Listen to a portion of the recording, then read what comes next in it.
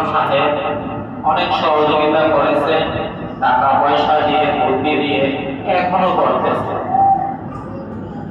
তো আমি যে বিষয় নিয়ে আপনাদের সাথে কথা বলতে চাইতেছি, আমরা মাদ্রাসায় যখন নামাজ পড়তাম, আমাদের ইমাম সাহেবের বেতন ছিল অল্প।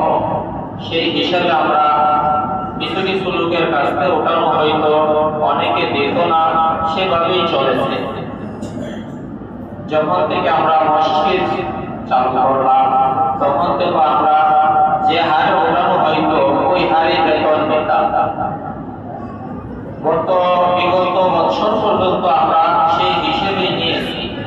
সেই হিসেবে নিতে যাইয়া ইমাম সাহেবের বেতন দিতে আমরা অনেক হিমশিম খেয়েছি।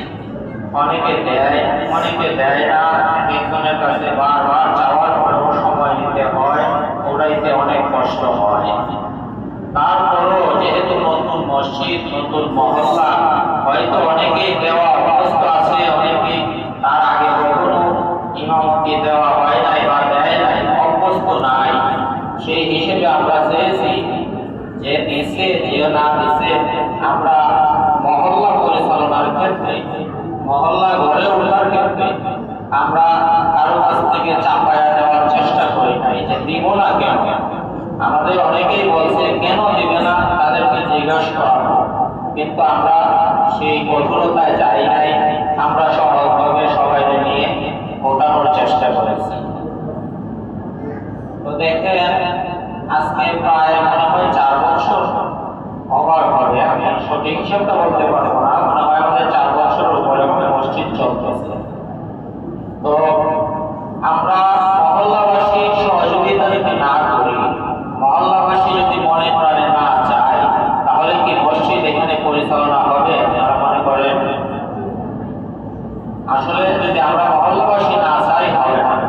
তো আসলে আল্লাহর ঘর মসজিদ, আমরা কি কেউ চাইবো যে না চলো বন্ধ হয়ে যাক? আশা করি আমরা কেউই চাইবো না। তো আমরা বিগত মিটিং এ একটা আলোচনা করে আমরা একটা সিদ্ধান্ত নিয়েছিলাম, সবকিছুর দাম বাড়ছে। ইমাম সাহেবের বেতন দিতে যাই আমরা যে হিমশিম খাইতেছি, মসজিদের যে টাকা ওঠানো হয় মসজিদের উন্নয়নের জন্য, অনেক সময় ওই বেতন দিতে যাই উন্নয়নের টাকা থেকে বেতন দিতে হয়।